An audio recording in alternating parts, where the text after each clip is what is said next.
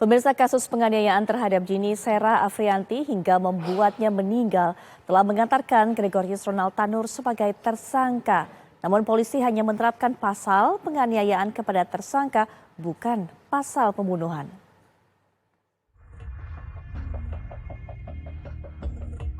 Kepolisian Resor Kota Besar Surabaya menetapkan Gregorius Ronald Tanur sebagai tersangka perkara penganiayaan berat yang mengakibatkan kematian.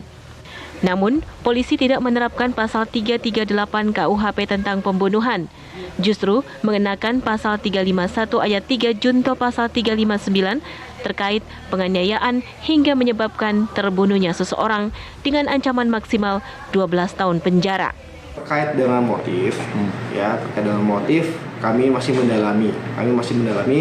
Kami belum fix menyatakan hal itu benar terkait dengan pernyataan dari pelaku. Kami masih mendalami. Maka kami menerapkan dua pasal di sini, 351 ayat 3 dan juga 359. Kuasa hukum korban mempertanyakan penyidik yang tidak menjerat anak anggota DPR RI tersebut dengan pasal pembunuhan.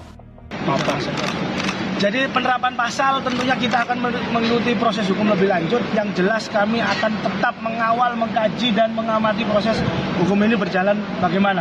Jika memang ada intervensi, jika memang ada pihak-pihak yang mempengaruhi proses hukum ini berjalan tidak adil, kami dari kuasa hukum tidak akan tinggal diam, kami akan bergerak lebih keras lagi.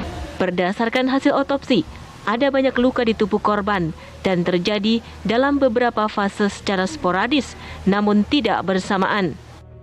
Kemudian patah tulang disertai resapan darah pada tulang iga kedua sampai 5. Kemudian ada luka memar pada organ paru dan luka pada organ hati. Dari rekaman CCTV di basement parkir Mall Landmark Surabaya, korban terlihat dianiaya dengan ditendang dan dipukul kepalanya. Bahkan pelaku melindas tubuh korban hingga terseret lebih dari 5 meter.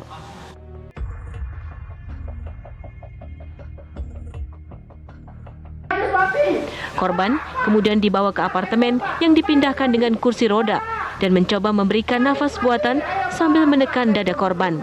Namun tak ada respon.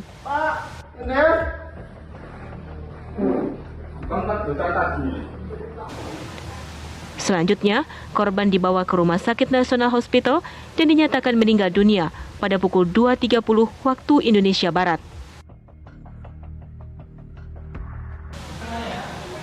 Dari Surabaya, Jawa Timur, Zainal Azhari, TV One, mengabarkan.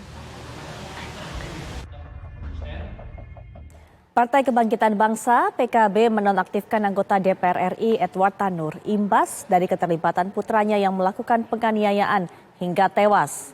Pencabutan jabatan dari seluruh komisi ini dilakukan untuk memberi sanksi dan memberikan kesempatan kepada Edward Tanur fokus mengikuti kasus hukum yang melibatkan putranya yang sudah ditetapkan menjadi tersangka penganiayaan hingga menyebabkan korbannya tewas. Menurut Sekjen PKB Muhammad Hasanuddin Wahid, dalam kasus ini PKB tidak akan melakukan intervensi dan menyatakan keberpihakannya kepada korban.